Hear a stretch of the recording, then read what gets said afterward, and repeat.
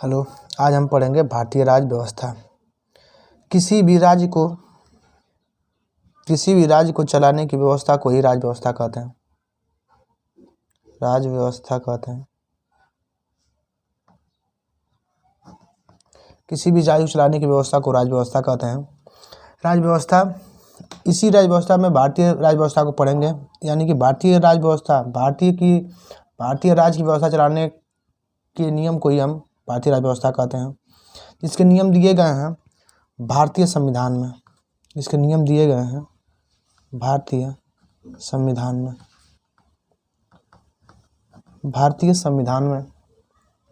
तो भारतीय संविधान कैसे बना?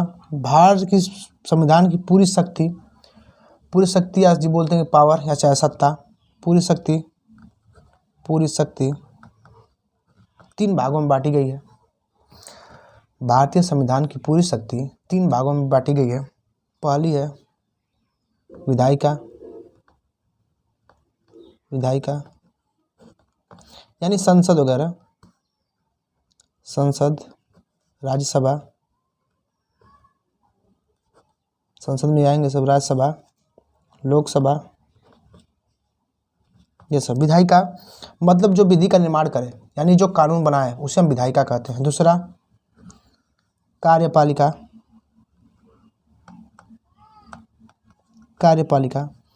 जो विधि को, कानून को लागू करना, यानी जो विधि को लागू करे,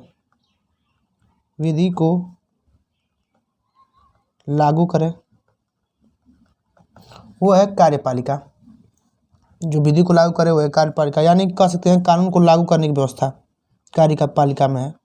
कानून को लागू करने की व्यवस्था कार्यपालिका में है।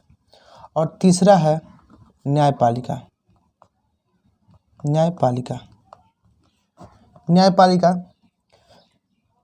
की कार्यपालिका और विधायिका की कई गई बातों की व्याख्या करता है।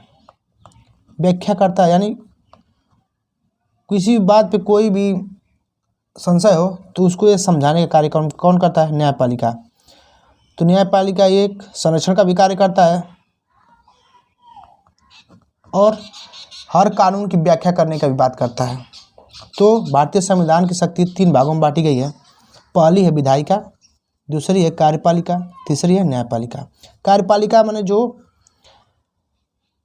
कार्यपालिका यानी कि जो कानून को लागू करती है, न्यायपालिका जो कानून की व्याख्या करती है, विधायिका जो कानून बनाती है। तो हम पढ़ेंगे अब इसी के संदर्भ में हम पढ़ेंगे सबसे पहले जो कानून बनाएंगे। तो संविधान, तो अब हम भारतीय संविधान पढ़ेंगे तो भारतीय संविधान का इतिहास भी थोड़ा बहुत जानेंगे। हम एक्टों के बारे में नहीं पढ़ेंगे, हम डायरेक्ट पढ़ेंगे कहाँ से? संविधान सभा से। तो हम पढ़ते हैं पहले भारतीय संविधान की संविधान सभा। हम पढ़ेंगे भारतीय संविधान सभा। कोई भी सभा तो बन जाती है, पहले इसके विधेयक पारित होते हैं, इसकी मांग उठती है, तब संविधान सभा या कोई भी बात या नियम बनता है। तो पहले हम पढ़ते हैं संविधान सभा के पहले मांग पढ़ेंगे हम। मांग, इससे भी सवाल बनते हैं संविधान सभा की पहले मांग क्यों की? तो मांग एंड डिमांड, इसमें लोगों को बहुत कन्फ्यूजन होता है, तो इसीलिए हम संविधान सभा की मांग को 3 भागों में पढ़ेंगे। पहला अप्रत्यक्ष मांग, अप्रत्यक्ष मतलब बिना सामने आए किए गई मांग। दूसरा पढ़ेंगे हम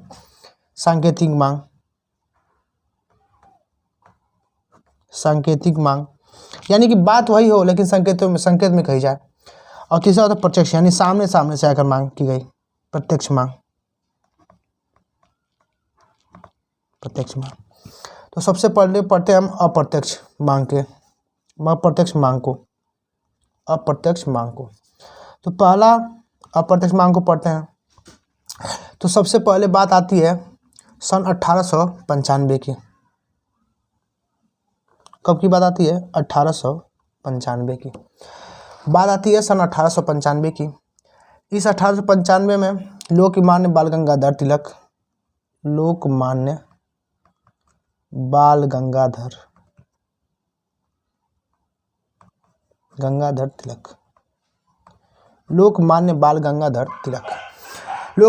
गंगाधर तिलक ने एक स्वराज पत्रिका, स्वराज पत्रिका में, स्वराज पत्रिका में, स्वराज पत्रिका में, स्वराज पत्रिका में स्वराज विधेयक की मांग से, स्वराज पत्रिका में स्वराज विधेयक के माध्यम से, स्वराज विधेयक के माध्यम से संविधान सभा की मांग की। स्वराज पत्रिका में स्वराज विधेयक के नाम से स्वराज की मांग की। तो ये पहले थे जिन्होंने अप्रत्यक्ष मांग की। अब दूसरा हम पढ़ेंगे, इन्हें कहा जाता है अनौपचारिक मांग। इन्हें कहा जाता है अनौपचारिक मांग। बच्चे बहुत कंफ्यूज होते हैं। तो अप्रत्यक्ष मांग या अनौपचारिक मांग दोनों एक ही है। तो 1895 में बाल गंगाधर तिलक ने स्वराज पत्रिका में स्वराज विधेयक के संदर्भ में या स्वराज विधेयक के माध्यम से अनौपचारिक मांग की कि भारत का एक संविधान होगा। अब दूसरी बात आती है सांकेतिक मांग की। तो सांकेतिक मांग की बात कर लेते हैं। इससे पहले एक बात और जान लेते हैं कि दादा भाई नौरोजी ने, दादा भाई नौरोजी, दादा भाई नौरोजी ने, दादा भाई नौरोजी ने जिन्हें the grand old man of India,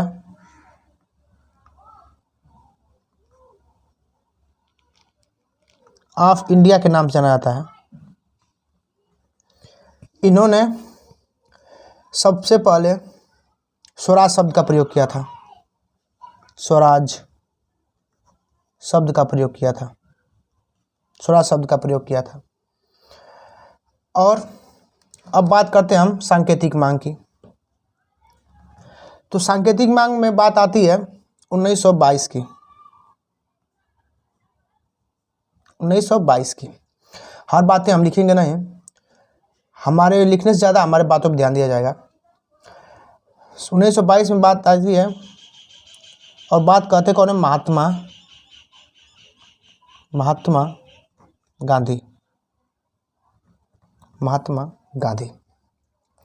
जब महात्मा गांधी जी कहते हैं कि महात्मा गांधी जी कहते हैं कि इन्होंने एक पत्रिका लिखी थी या छपवाई थी, यंग इंडिया। ये पत्रिकाओं के नाम आपको याद रहे। ये छपवाई थी यंग इंडिया। यंग इंडिया में इन्होंने कहा था कि भारतीय स्वराज जो है, स्वराज भारतीय लोगों की इच्छा व्यक्ति होगा। स्वराज जो होगा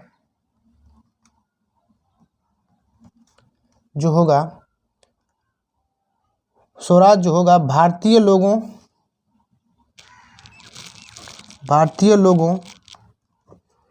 की अभिव्यक्ति होगा,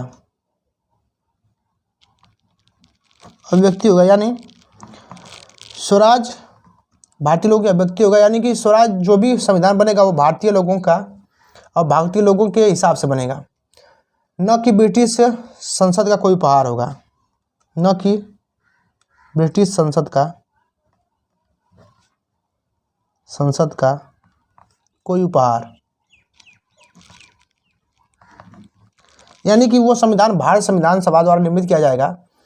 इन्होंने सिर्फ संकेत के माध्यम से बात कही थी, किस पत्रिका में? यंग इंडिया में, कि वो संविधान जो होगा वो भारत द्वारा निर्मित होगा और भारतीय लोगों के लिए होगा, ये कही गांधी जी ने। और अब बात करते हैं हम 1934 की। बात हम करते हैं कब की? 1934 की। ये जानने से पहले कुछ पॉइंट है जिसको हम जान लेते हैं। 1923 में सप्रू समिति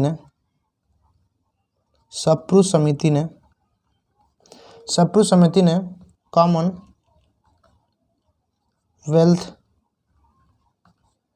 ऑफ इंडिया बिल में स्वराज की मांग कर दी। अब यहाँ पे स्वराज की मांग उठने लगी। फिर 1925 में दिल्ली के सर्वदलीय सम्मेलन में,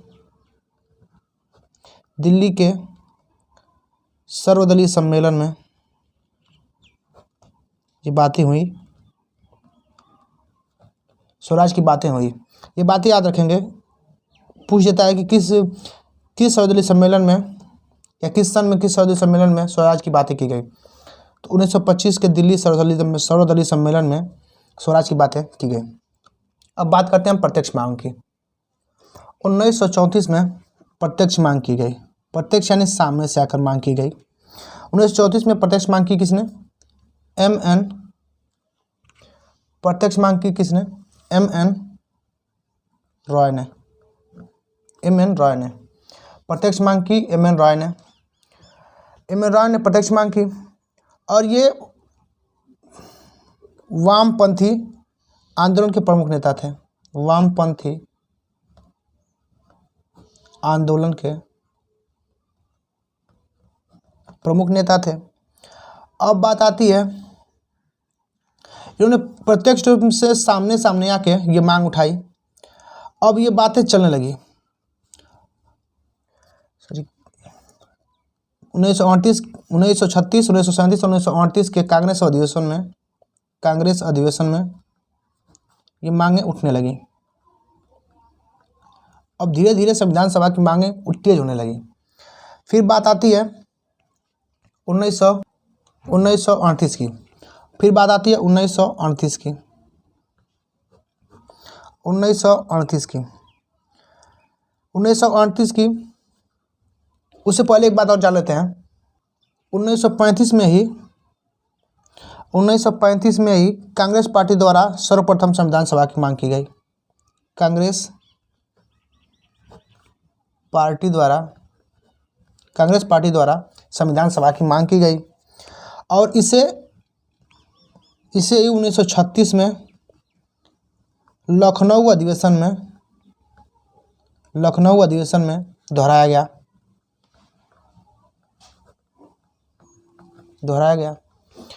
1935 में कांग्रेस पार्टी ने इसकी सर्वप्रथम मांग की और इसे 1936 में लखनऊ अधिवेशन में फिर से दोहराया गया। फिर 1938 की बात करते हैं। 1938 में कांग्रेस अधिवेशन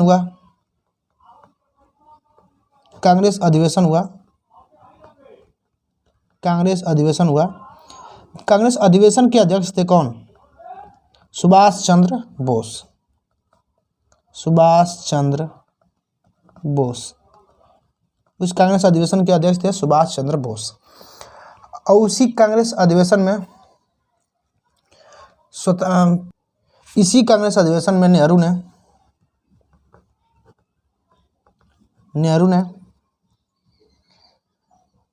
नेहरू ने स्वतंत्र संविधान सभा की मांग कर दी।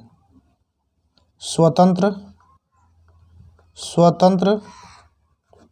संविधान सभा की मांग की और बिना किसी बाहरी हस्तक्षेप के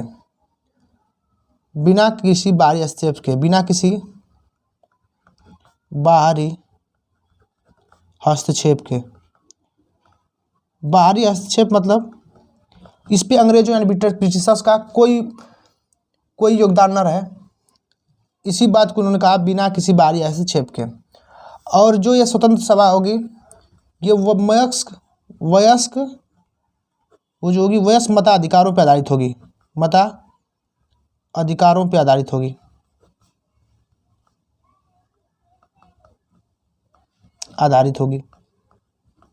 वयस्क मताधिकारों पर आधारित होगी। और फिर इसी के डर से जब अधिवेशन पे हर अधिवेशन में स्वतंत्रता के पहले ही संविधान सभा की मांग होने लगी। इसी के डर के चलते अंग्रेजों ने अगस्त प्रस्ताव लाया।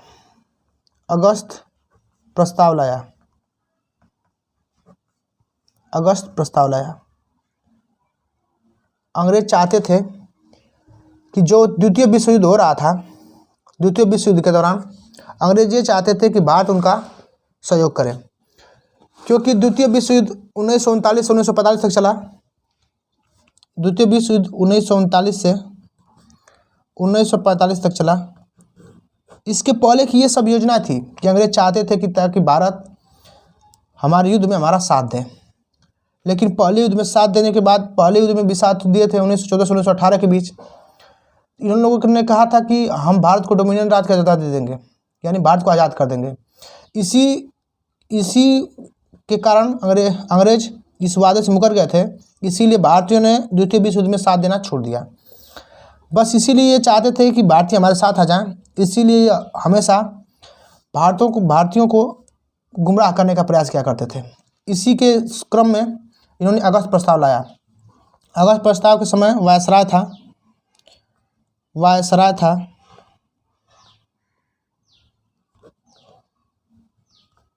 था लिलिथगो। ये चाहते थे कि भारतीय भी हमारा साथ दें द्वितीय विश्व युद्ध के दौरान, लेकिन भारतीयों ने साफ साफ मना कर दिया था कि हम लोग साथ नहीं देंगे जब तक हमारा देश आज़ाद नहीं होगा। अगस्त प्रस्ताव लाया गया था 8 अगस्त 1940 को। अगस्त में आया था, इसीलिए इसको अगस्त प्रस्ताव कहते हैं। अगस्त प्रस्ताव लाया गया 1940 को, और यह मांग आंशिक रूप से स्वीकार कर ली गई कि भारतीयों के द्वारा भारतीय संविधान सभा का निर्माण किया जाएगा।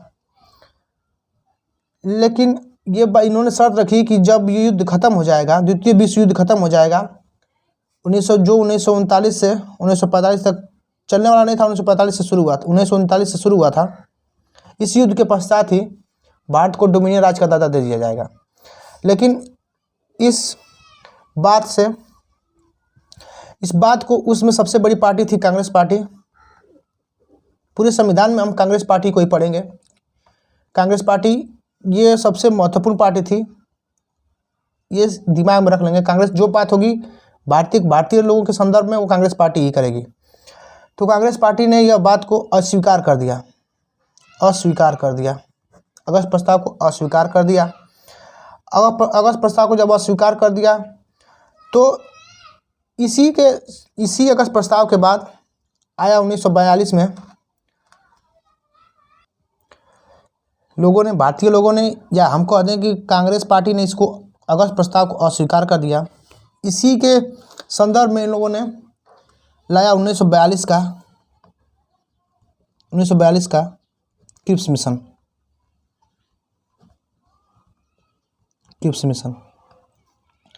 क्रिप्स मिशन में भी सेम बात है।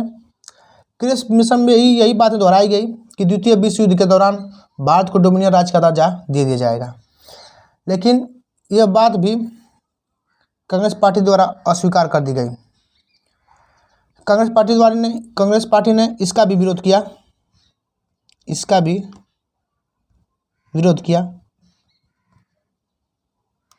किया और कांग्रेस पार्टी ने इसको भी अस्वीकार कर दिया यानी मना कर दिया, अस्वीकार कर दिया। और इसी को गांधी जी ने कहा, क्रिप्स मिशन को ही गांधी जी ने कहा। गांधी ने एक वक्तव्य बोला जिसको याद रखेंगे कि पोस्ट डेटेड चेक।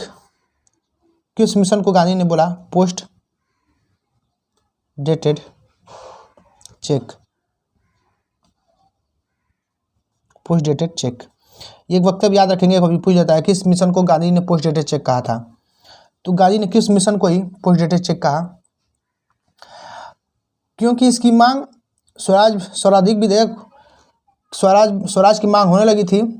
इसी के बीच मुस्लिम लीग ने ये मांग कर दी कि भारत में को 2 हिस्से में बांट दिया जाए, भारत को 2 हिस्से कर दिया जाए और दोनों के लिए अलग अलग संविधान का मांग करने लगी। इसका सर्वाधिक विरोध मुस्लिम लीग ने किया कि भारत का एक संविधान नहीं होगा। मुस्लिम लीग ने विरोध किया और 2 संविधानों की मांग करने लगे। 2 संविधान सभा या संविधान सभा कह लें या 2 संविधान कह लें, 2 संविधान सभा या संविधानों की मांगों को तेज कर दिया, मांगों को तेज कर दिया। मुस्लिम लीग ने इसी क्रिप्स मिशन के दौरान 2 संविधान सभा की मांग की और इसे संविधान सभा की मांग करने लगे और ये संविधान की सभा की मांग करने के लिए मांग को तेजी से आगे हमारे कांग्रेस के आगे प्रस्तुत करने लगे।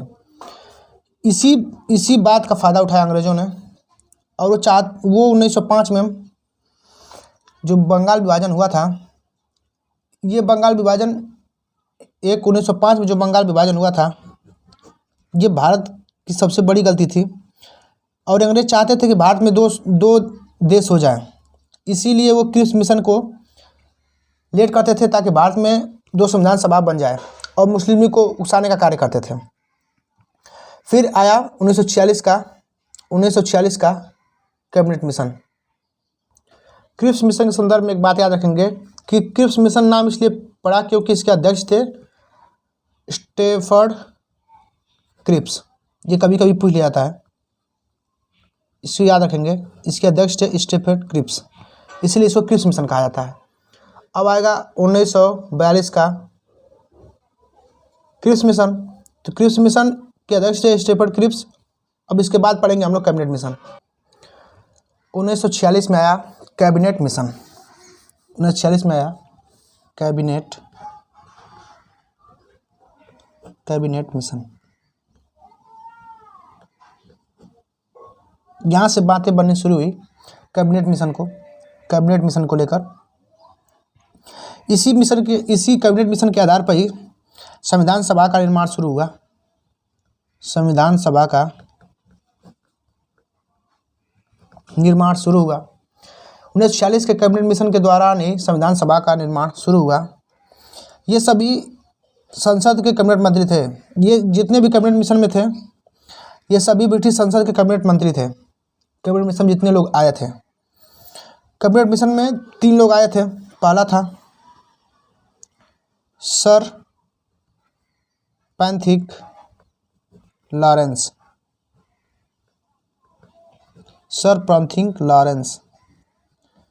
जो अध्यक्ष था कैबिनेट मिशन का। दूसरे थे स्टैफर्ड क्रिप्स, और तीसरा था अलेक्जेंडर। हम नाम इसे छोटा लिख रहे हैं ताकि हमको याद करना है। ये नहीं कि हमको सिर्फ ऑब्जेक्टिव बनाना है। ये नहीं कि हम नाम याद करते जा जाएं और इस सबको भूल जाएं। तो इसे जिसका जितना छोटा नाम हो सके, पैंथिक लॉरेंस, स्टैफर्ड क्रिप्स और एवी अलेक्जेंडर। एवी अलेक्जेंडर तो नाम था, लेकिन इसको सिर्फ याद रखेंगे अलेक्जेंडर। ये 2 सदस्य थे। अध्यक्ष था पैंथिक लॉरेंस, सदस्य थे। और एक वहाँ की घटना बता देते हैं ब्रिटेन में उस समय लेबर पार्टी की सरकार थी। ब्रिटेन में उस समय लेबर पार्टी की सरकार थी। और प्रधानमंत्री था क्लीमेंट इटली। प्रधानमंत्री था क्लीमेंट इटली। यहाँ से ऑब्जेक्टिव बन जाते हैं, इसलिए हमने बता दिया था। उसमें ब्रिटेन में लेबर पार्टी की सरकार थी और उसमें पीएम था क्लीमेंट इटली। उसमें प्रधानमंत्री था क्लीमेंट इटली। ये 3 सदस्य जो मिशन पे आए थे, इन सुझावों के प्लान के तहत संविधान सभा का गठन होना शुरू हुआ। तो अब हम पढ़ेंगे आगे संविधान सभा का गठन। इन्होंने एक बात कही कि संविधान में जो सभा होगी उसमें 379 सदस्य होंगे। संविधान सभा जो होगी उसमें 379 सदस्य होंगे, जिसमें से 296 जो होंगे ब्रिटिश भारत से। 296 जो होंगे ब्रिटिश भारत से, और 93 जो होंगे वो देसी रियासतों से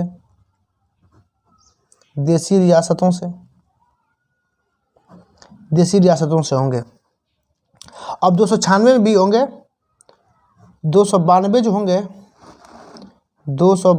होंगे वो ब्रिटिश प्रांत से होंगे। ब्रिटिश प्रांत मतलब जिस पे अंग्रेजों का अधिकार था। और कमिश्नरी प्रांतों से होंगे। और जो 4 बचेंगे वो कमिश्नरी प्रांतों से होंगे, कमिश्नरी प्रांतों से होंगे, 4 कमिश्नरी प्रांतों से होंगे। तो कमिश्नरियाँ कौन कौन थी उस समय? दिल्ली थी, दिल्ली थी और कुर्ग था, अजमेर था तथा मेवाड़। कमिश्नर इसलिए कहते थे क्योंकि ये अंग्रेजों के पूर्ण अधिकार में नहीं थे, ये सिर्फ टैक्स देते थे और अपने यहाँ खुद का राज करते थे। और एक ब्रिटिश बलूचिस्तान था।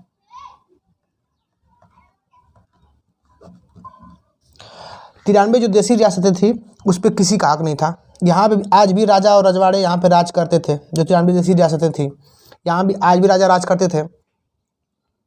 कहा गया कि देसी रियासतों में चुनाव नहीं होगा, यहाँ पे से सिर्फ मनोनयन किया जाएगा। मनोनयन मतलब सिर्फ जनता के हिसाब से यहाँ पे जितनी रियासतें होंगी वहाँ से लोगों को संविधान सभा में ले लिया जाएगा। अब बात आती है आगे चुनाव की। अब बात आती है चुनाव की। तो चुनाव जो होगा एकल संक्रमणीय मत पद्धति से होगा, एकल संक्रमणीय मत पद्धति। एकल संक्रमणीय मत पद्धति के बारे में थोड़ा बता देते हैं। एकल संक्रमणीय पद्धति मतलब ये होता है कि उस पर प्रेफरेंस दिया जाएगा कि पहले पे ये व्यक्ति रहेगा, दूसरे पे ये व्यक्ति रहेगा, तीसरे पे ये व्यक्ति रहेगा, चौथे पे ये व्यक्ति रहेगा। तो जिसमें प्रेफरेंस ज़्यादा व्यक्तियों का होगा, ज़्यादा एक ही व्यक्ति का ज़्यादा प्रेफरेंस होगा, उसी को चुन लिया जाएगा। और ये जो है देसी रियासतों की संख्या होगी उस पर 10 लाख लोगों पे एक प्रतिनिधि चुना जाएगा, एक प्रतिनिधि चुना जाएगा। ये जो हम बातें बता रहे हैं ये सब इंपॉर्टेंट फैक्ट हैं, बस ये परीक्षा के लिए महत्वपूर्ण है। हम सिर्फ फैक्ट बता रहे हैं और जो बातें बोल रहे हैं उसको भी ध्यान रखिएगा और नोट्स बनाना होगा तो मेरी बातों को ज़्यादा ध्यान दीजिएगा। अब संविधान सभा का चुनाव शुरू हुआ। संविधान सभा में जब चुनाव शुरू हुआ तो चुनाव शुरू हुआ, ये पूछता नहीं है लेकिन चुनाव शुरू हुआ जुलाई और अगस्त में। जुलाई और अगस्त के बीच चुनाव चला। अगस्त के बीच 1946 तक चुनाव चला और इसका जो परिणाम था वो आया अक्टूबर नवंबर में।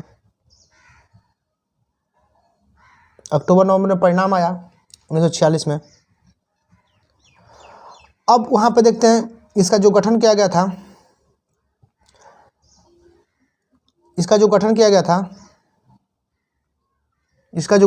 था, चुनाव का गठन 6 दिसंबर। अब जो इसका गठन हुआ 6 दिसंबर 1946 को हुआ। जुलाई में चुनाव हुआ, परिणाम आ गया। अब ये संविधान सभा का गठन हो गया 6 दिसंबर 1946 में। ये तरीका बताया गया, इसका गठन का तरीका बताया गया कि ये फ्रेंच प्रथा के अनुसार होगा। ये फ्रेंच प्रथा के अनुसार होगा, यानी फ्रेंच में जैसे होता है चुनाव वैसे ही होगा। 6 दिसंबर 1946 को ये चुनाव का परिणाम आया और ये बताया गया कि गठन हुआ 6 दिसंबर 1946 को और ये फ्रेंच प्रथा के अनुसार होगा। नोट एक बात जान लेंगे कि संविधान सभा में महात्मा गांधी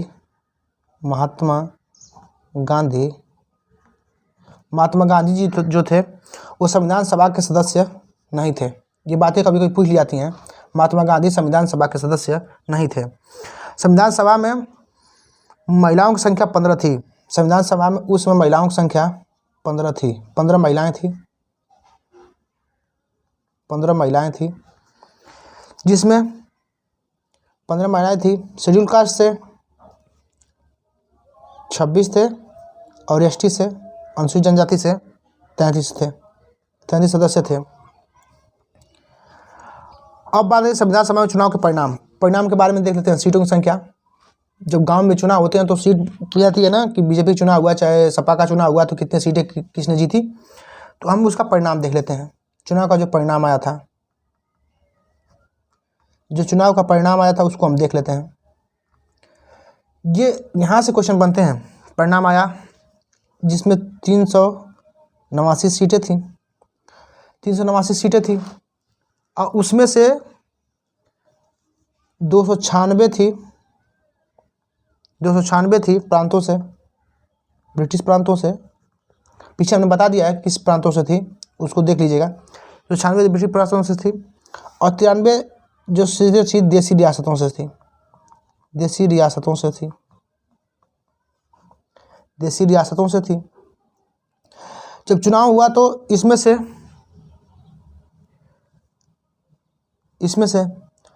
208 सीटें जीती थी कांग्रेस, 73 जीती थी मुस्लिम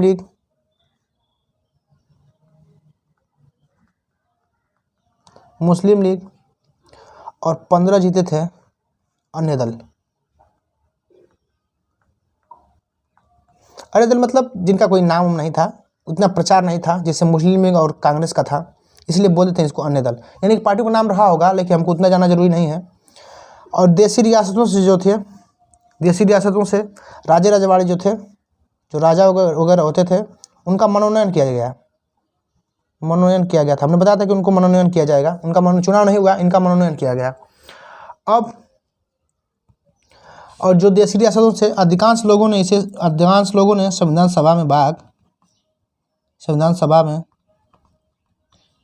सभा में भाग नहीं लिया।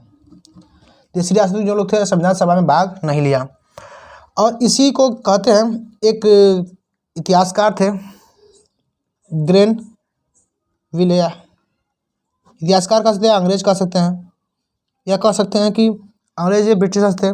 आइंस्टीन ने कहा था, आइंस्टीन ने कहा था क्या कि संविधान सभा ही कांग्रेस है, संविधान सभा ही कांग्रेस है, और कांग्रेस ही संविधान सभा है, और कांग्रेस ही संविधान सभा है, संविधान सभा है। ग्रेनविले आइंस्टीन ने कहा था संविधान सभा ही कांग्रेस है और कांग्रेस ही संविधान सभा है, क्योंकि हर बात मैंने कहा ना कि हर बातें कांग्रेस के बारे में की जाती थी और कांग्रेस जो निर्णय लेती थी वही सभी नेता मानते थे। हालांकि मुस्लिम लीग इसका विरोध करती थी, इसको लेकर 1947 में पाकिस्तान अलग भी हो जाएगा, लेकिन मुस्लिम लीग की संख्या कम थी इसलिए इनका विरोध माना नहीं जाता था, या ये औचित्य रूप से विरोध नहीं करते थे। इनका कहना था कि 2 अलग संविधान सभा हों और 2 अलग संविधान बने। इनके कहने का अप्रत्यक्ष रूप से मतलब यह था कि 2 अलग देश बना दिया जाए, तभी 2 संविधान होंगे। और इनके ही क्रम में जब भारत और पाकिस्तान का बंटवारा हो जाता है, तो संविधान सभा में सिर्फ 299 सदस्य बचते हैं। उनकी मनोकामना, मुस्लिम लीग की मनोकामना पूर्ण हो जाती है। और जब भारत और पाकिस्तान का बंटवारा होगा तो संविधान सभा में सिर्फ 299 सदस्य बचेंगे। यहाँ से क्वेश्चन पूछ जाता है, भारत पाकिस्तान का जब बंटवारा हुआ था तो संविधान सभा में कितने सदस्य थे? तो याद रखेंगे 299 सदस्य थे। इसी क्रम में संविधान सभा की पहली बैठक होती है 9 दिसंबर 1946 को। पर संविधान सभा की पहली बैठक होती है 1946 को, और ये बैठक होती है दिल्ली के सेंट्रल हॉल में, पुस्तकालय था उस समय का, सेंट्रल हॉल में होती है। और इसके अस्थायी अध्यक्ष चुने जाते हैं डॉक्टर सच्चिदानंद सिन्हा। इनको अस्थायी अध्यक्ष इसलिए चुना जाता है क्योंकि वो संविधान सभा में सबसे बुजुर्ग थे, और इसमें 211 लोगों ने भाग लिया था। जितनी बातें बता रहे हैं सब के सब परीक्षा की दृष्टि से महत्वपूर्ण हैं। 211 लोगों ने पहले संविधान की बैठक में भाग लिया था, और इसमें देसी रियासतों से किसी ने भाग नहीं लिया था। देसी रियासतों से किसी ने भाग नहीं लिया था। और मुस्लिम लीग ने इसका बहिष्कार किया। मुस्लिम लीग ने इसका बहिष्कार किया और किसी भी सदस्य ने पहली बैठक में भाग नहीं लिया था। प्रथम बैठक हुई थी, संविधान सभा की प्रथम बैठक हुई थी 9 दिसंबर 1946 को, और उसमें दिल्ली के सेंट्रल हॉल में यानी पुस्तकालय था, उसमें बैठक हुई थी। डॉक्टर सदानंद को अस्थायी अध्यक्ष चुना गया था, जो सबसे बुजुर्ग थे, और 211 लोगों ने इस प्रथम बैठक में भाग लिया था। देशी रियासतों से किसी ने इस प्रथम बैठक में भाग नहीं लिया था और मुस्लिम लीग ने इसका बहिष्कार किया था। जो पॉइंट बता रहे हैं इसको याद रखिएगा। अब द्वितीय बैठक की बात करते हैं।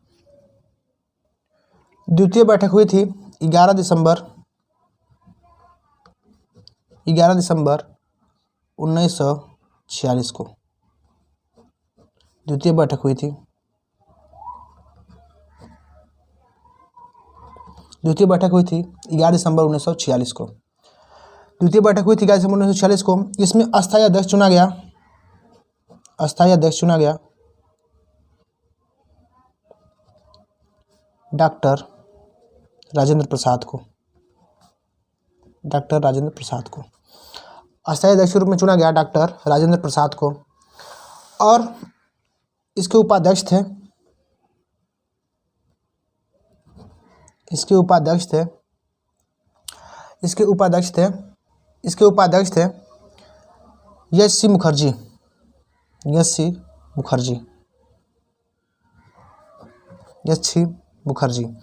और संवैधानिक सलाहकार थे संवैधानिक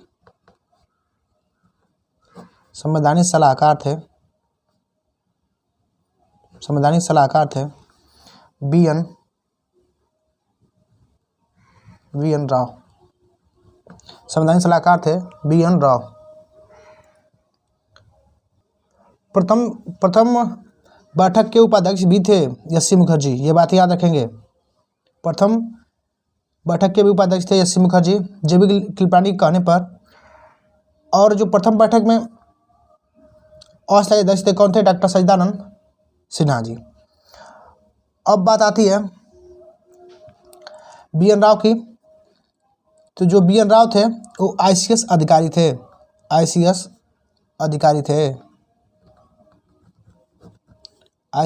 थे बी एन राव।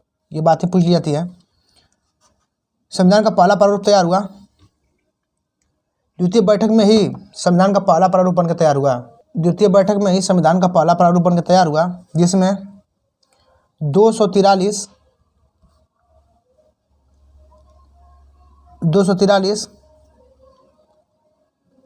अनुच्छेद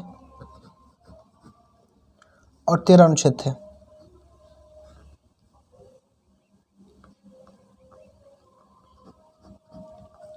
ये बातें कही गई, कहने मतलब 243 अनुच्छेद एक भाग में थे और एक भाग में 213 अनुच्छेद थे।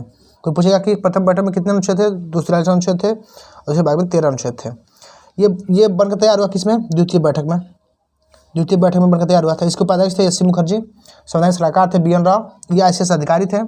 अब बात आती है तृतीय बैठक की। तृतीय बैठक होती है 13 दिसंबर 1946 को। कौन? तृतीय बैठक होती है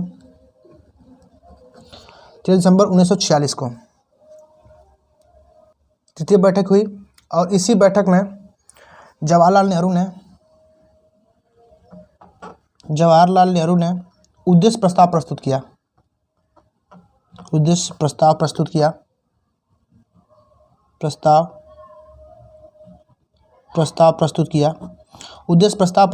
संविधान सभा के समक्ष उद्देश्य प्रस्ताव प्रस्तुत किया, जिसे बाद में प्रस्तावना में शामिल किया गया।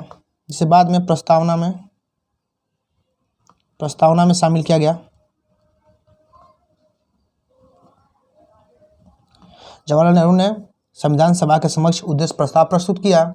उसी उद्देश्य प्रस्ताव को प्रस्तावना में शामिल किया गया। जब प्रस्तावना में शामिल किया गया और इसे स्वीकार किया गया, इस उद्देश्य प्रस्ताव को स्वीकार किया गया 22 जनवरी 1947 को। 22 जनवरी 1947 को संविधान सभा द्वारा उद्देश्य प्रस्ताव को स्वीकार कर लिया गया। इससे कुछ महत्वपूर्ण पार्ट हैं, उसको भी देख लिया जाए। 13 दिसंबर 1946 को बैठक हुई। जवाहरलाल नेहरू ने उद्देश्य प्रस्ताव प्रस्तुत किया गया जिसे बाद में प्रस्तावना में शामिल किया गया और इसे स्वीकृति दूसरे प्रस्ताव को स्वीकार करने की स्वीकृति मिली है 22 जनवरी 1947 को। पहली बात थी इस प्रस्तावना में, पहली बात थी कि अब जो संविधान पूरी तरह से संप्रभु संस्था बन गई थी। संविधान सभा जो थी अब पूरी तरह से संप्रभु यानी कि अपने ऊपर निर्धारित हो गई, संप्रभु संस्था बन चुकी थी। दूसरी बात थी, अब यहाँ पे जो दूसरी बात थी विचार एवं व्यक्ति की, विचार अभिव्यक्ति, विश्वास, धर्म और उपासना की स्वतंत्रता प्रदान की जाएगी। संविधान सभा जो थी अब पूरी तरह से संप्रभु बन गई थी, यानी कि अब किसी पर डिपेंडेंट नहीं थी, अब जो कर निर्णय लेती स्वयं लेती थी। अब जो इनकी द्वितीय बात थी विचार अभिव्यक्ति और विश्वास धर्म की उपासना की स्वतंत्रता दी जाएगी, इनके दूसरे प्रस्ताव में था। तीसरी बात जो थी वो थी सामाजिक और आर्थिक न्याय, सामाजिक एवं आर्थिक राजनीतिक न्याय, इसको भी संविधान में शामिल किया गया। और चौथा एससी शेड्यूल कास्ट, एसटी अनुसूचित जनजाति व ओबीसी के हितों की रक्षा की जाएगी। ये इनके जवाहरलाल नेहरू के उद्देश्य प्रस्ताव की कुछ महत्वपूर्ण बातें थीं जिसे प्रस्तावना में शामिल किया गया। और इसे हमने कहा ना, उस प्रस्ताव को 22 जनवरी 1947 को स्वीकार कर लिया गया। जब 22 जनवरी 1947 को स्वीकार कर लिया गया, कुछ इंपॉर्टेंट बातें हैं उसको भी जान लेते हैं हम, जिसे नोट करके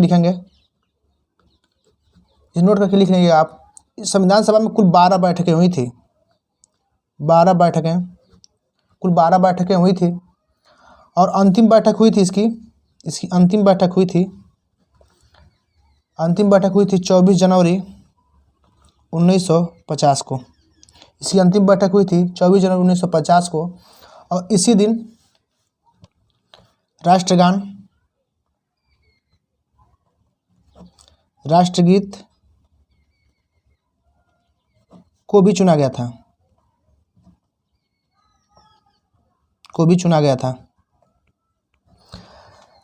अंतिम बैठक 24 जनवरी 1950 को, इसी दिन राष्ट्रगान, राष्ट्रगीत और राष्ट्रगीत को भी चुना गया था।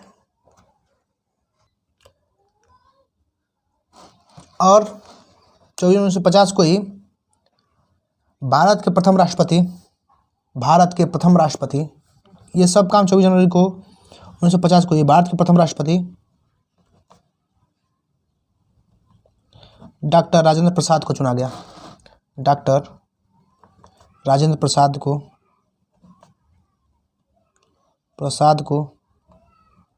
चुना गया।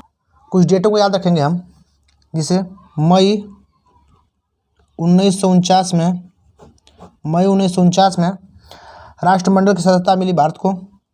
राष्ट्रमंडल की सदस्यता मिली, भारत को सदस्यता मिली। और 22 जुलाई 1947 को राष्ट्रध्वज को अपनाया गया। राष्ट्रध्वज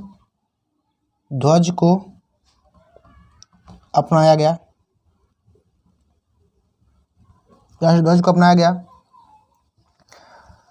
जिसकी डिजाइन, राष्ट्रध्वज की डिजाइन वेंकैया पिंगली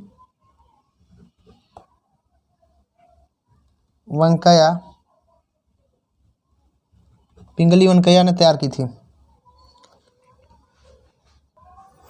22 जुलाई 1947 को राष्ट्रध्वज को अपनाया गया, जिसकी डिजाइन तैयार की थी पिंगली वेंकैया ने। और भारत का पहला झंडा जो था वो 1907 में मैडम भाजीकीवाला, भिकाजीवाला, भिकाजीवाला द्वारा जर्मनी के स्टुटगार्ट में फहराया गया था। जर्मनी के स्टुटगार्ट में फहराया गया था। अब हम बात कर लेते हैं 26 नवंबर के बारे में। एक डेट है जो हमारे संविधान और हमारे इतिहास में बहुत महत्वपूर्ण है। जो डेट है 26 नवंबर 1949। 26 नवंबर 1949 को ही हमारा संविधान बनकर तैयार हुआ।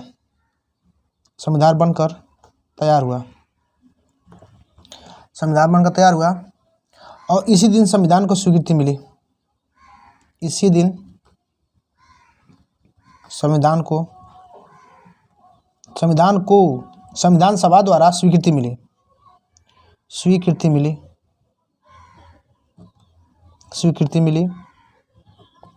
संविधान सभा द्वारा स्वीकृति मिली और इसे तैयार करने में 2 वर्ष 11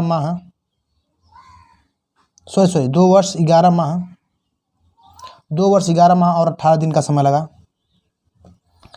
2 वर्ष 11 माह 18 दिन का समय लगा और टोटल 64 लाख रुपए खर्च हुए। 64 लाख रुपए खर्च हुए और हमारे संविधान पर 284 लोगों ने हस्ताक्षर किए। 284 लोगों ने हस्ताक्षर किए, जिनमें से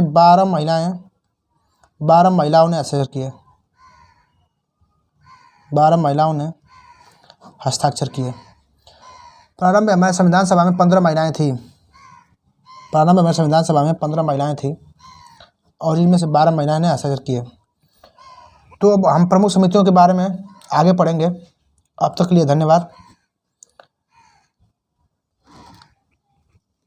आप हमारे चैनल को लाइक, शेयर और सब्सक्राइब भी कर सकते